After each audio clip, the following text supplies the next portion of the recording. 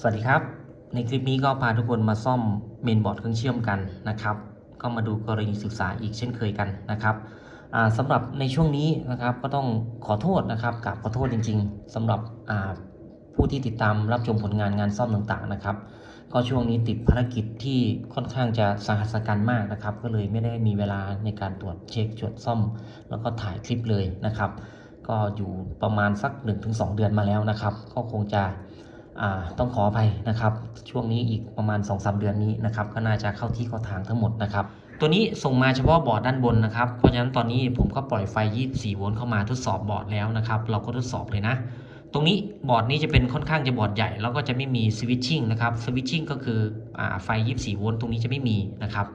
จะเป็นไฟ24โวลต์นอกมาป้อนนะครับเราก็ป้อนไฟ24โวลต์เข้าไปตรงนี้นะครับป้อนเข้าไปนะก็เดี๋ยวส่วนกล้องนี่ก็คงจะมุมไม่ค่อยสวยเท่าไหร่นะครับเพราะว่าร้านที่เคยซ่อมโต๊ะที่เคยซ่อมประจำนี้ทำใหม่หมดเลยนะครับก็เดี๋ยวพร้อมแล้วค่อยว่ากันนะครับคราวนี้ผมปล่อยไฟ24เข้ามานะครับปล่อยเข้ามาแล้วนะครับแล้วเราก็จะเช็คที่หลัง IF4 ตัวนี้นะครับปกติหลัง IF4 ตัวนี้จะต้องได้แรงดันอยู่ประมาณ2ค่าถ้าไม่ได้ก็อยู่ประมาณสัก24โวลต์นะครับแต่ตัวนี้ไม่มีเลยนะครับ IF ไม่มีไฟนะแต่ไฟเข้าตรงนี้นะครับไฟเข้าตรงนี้นะไฟเข้า24โวลต์นะครับก็ถ้าเราสังเกตเห็นตรง LED เล็กๆตรงนี้นะครับสีแดงๆตรงนี้นะไอ้สีเขียวๆเนี่ยจะมีตัวทานขาดนะครับตัวทานไหม้นะไหม้ไปเรียบร้อย 1-2 ตัวนะครับเดี๋ยวผมปิดก่อนนะตัวทานตัวนี้จะไหม้ไปแล้วนะครับถ้าตัวทานตัวนี้ไหม้ก็หมายความว่า IF เนี่ยมี4ตัวนี้มีปัญหานะครับอาจจะช็อตหรืออาจจะรับวงจรไปแล้วนะครับเขาก็เลยไหม้ไปเลยนะแล้วเขาไหม้ได้ยังไง1ไหม้ด้วยตัวของเขาเองนะครับ2ไหม้ด้วยเจ้าตัวแผงตั้งตัวนี้นะครับแผงตั้งตัวนี้ไม่ส่งสัญญาณหรือว่าทำงานผิดพลาด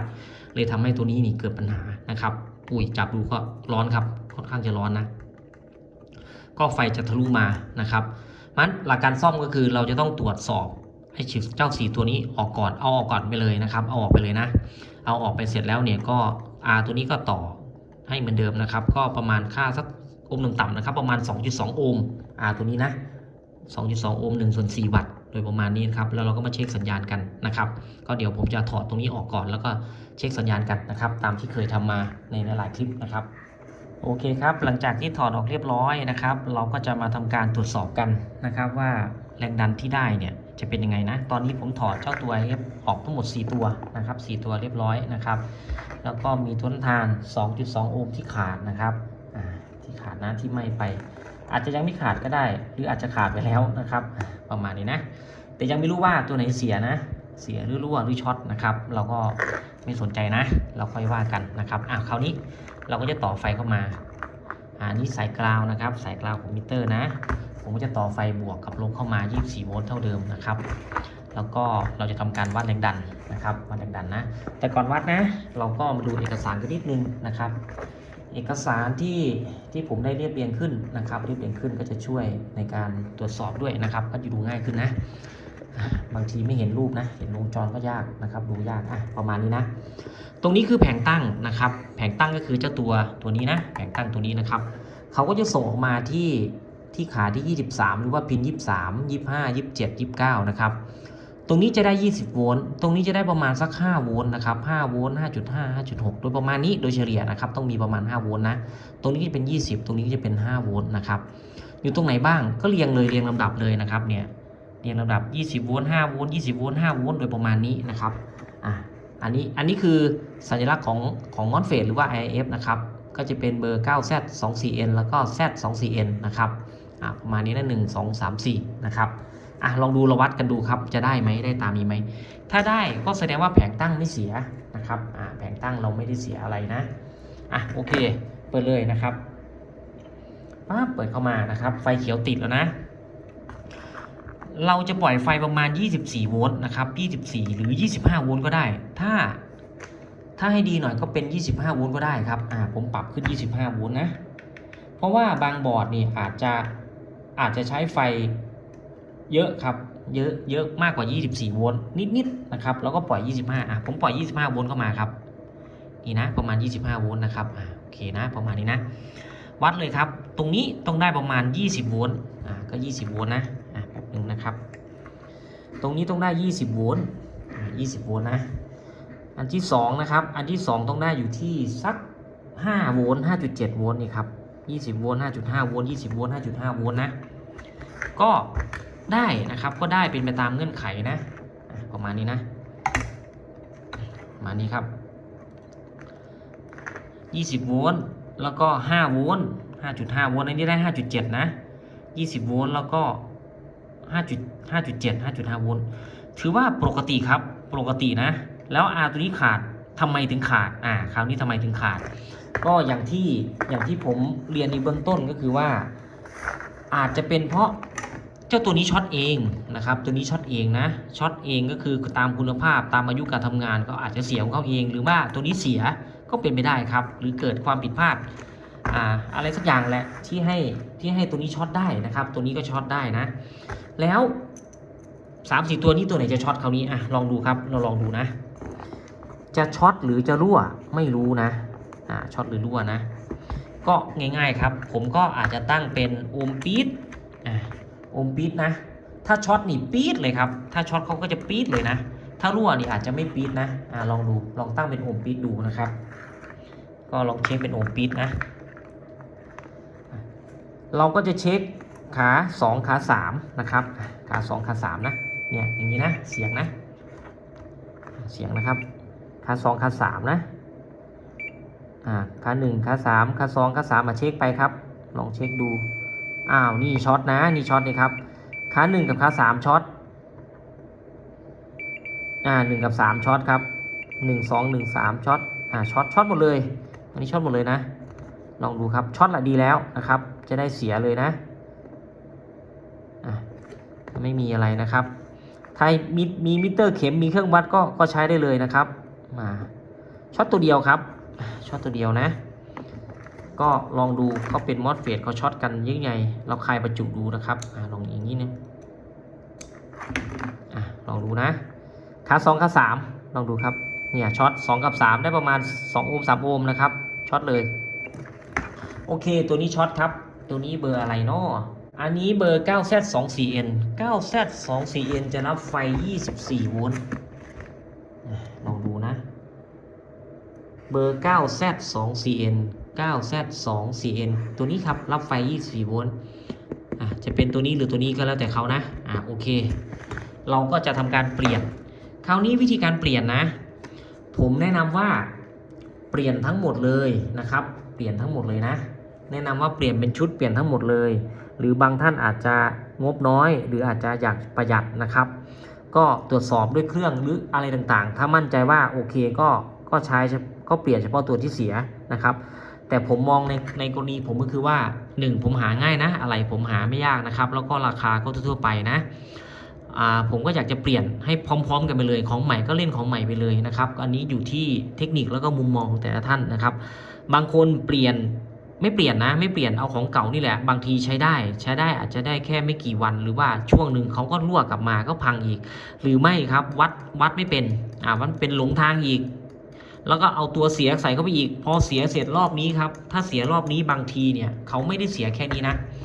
เขาวิ่งกลับมาหาให้ทรานซิสเตอร์หรือ IC ตัวนี้ช็อตไปเลยก็มีครับซีเนอร์ช็อตก็มีก็เลยกลายว่าซ่อมไม่จบเขาเรียกว่าซ่อมไม่จบนะผมก็จะเปลี่ยนหมดเลยตามเทคนิคหลักสูตรเปลืองของผมนี่แหละก็ผมเปลี่ยนทุกครั้งก็ไม่ค่อยมีปัญหาอะไรไม่มีปัญหาอะไรมานะครับมีอยู่รอบนึงที่ผมไม่เปลี่ยนก็เสีย3ตัวเสีย1ตัวอย่างนี้แหละครับเสียอย่างนี้เลยผมก็เปลี่ยนแค่ตัวเดียวครับตัวใหม่ใส่เข้าไปอีกประมาณ1อาทิตย์กลับมาเขาบอกว่าเป็นอีกแล้วครับเป็นอีกแล้วผมก็มาตรวจดูก็เสียอีกครับก็ผมจากเคสนั้นมาผมก็เลยเปลี่ยนทั้งหมดเลยครับนี่จึงเป็นที่มาที่ไปว่าทำไมผมชอบเปลี่ยนใหม่หมดเลยถ้าเป็นตัวนี้เสียครับนี่ตัวนี้เสียบางตัวผมก็ไม่ได้เปลี่ยนใหม่หมดครับมันก็ต้องดูบางเคสบางจุดไปตัวนี้เขาแพงกว่าเราก็ต้องตรวจดูดีๆแต่ตัวนี้หาไม่ยากแล้วก็ราคาไม่แรงด้วยนะครับ10 20 30 บาทโดยประมาณนี้แล้วแต่ใครจะซื้อได้นะครับเราก็เลือกเอานะครับลองเลือกดูนะโอเคเดี๋ยวผมเปลี่ยนแล้วก็ใส่ตัวนั้นทานนะแต่ก่อนใส่ตัวนั้นทานนะครับก่อนใส่เราก็มาเช็คครับเราก็มาเช็คไดตัวนี้ได้ไหมไดตัวนี้จะอยู่ประมาณ 0.7 ลองดูครับได้ไหมเราตั้งที่ไดโอดนะตั้งที่ไดโอดนะครับถ้าเป็นมอสเฟตแบบนี้นะขั้วแดงจับตรงนี้ดำจับตรงนี้นะครับเนี่ย 0.7 นะ ดูที่มิเตอร์นะครับ 0.7 ตัวนี้ก็ตัวนี้ได้ไหม 0.7 ประมาณนี้ครับอันนี้ถือว่าปกติแล้วไม่มีปัญหาอะไรนี่ครับไดตัวนี้นะ 0.7 นะถ้าไม่ได้ตามนี้ก็อาจจะมีปัญหา 0.7 เช็คตัวนี้ในเบื้องต้น